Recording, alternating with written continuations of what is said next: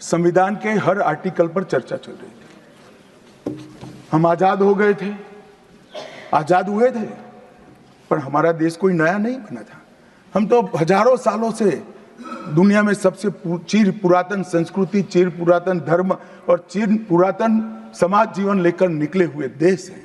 हाँ, एक कालखंड के लिए गुलाम हो गए थे, आजादी मिली, आगे देश कैसे चले इसका एक डॉक्यूमेंट बनाना था। तो उस डॉक्यूमेंट में चर्चा में आया कि अब देश का नाम क्या हो। अंग्रेज लिख कर गए थे इंडिया, क्योंकि वो भारत को जानते ही नहीं थे। वहां जो प्रचलन में शब्द हो गए यूरोप में, वो शब्द उन्होंने हम पर थोप दिया था और गुलामी की मानसिकता ने इसको स्वीकार भी किया था।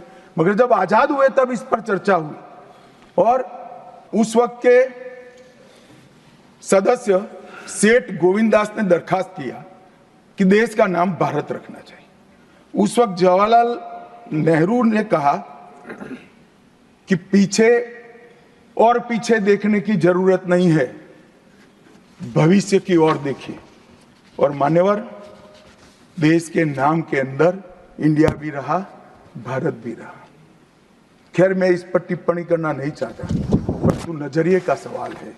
अगर इंडिया के चश्मे से भारत को देखोगे तो भारत समझ में नहीं आएगा, पूरा जीवन चला। और इसलिए इन्होंने अपने गठबंधन का नाम भी इंडिया ही रखा है, इसीलिए रखा है, वो ही सोच से चलना है। और मान्यवर, हमारे प्रधानमंत्री जी ने विकास तो करना है, दुनिया में सबसे आगे बढ़ना ही है, विकास के साथ साथ विरासत को भी अपना कर आगे बढ़े। गुलामी की हर परंपरा को हम समाप्त करना चाहते हैं।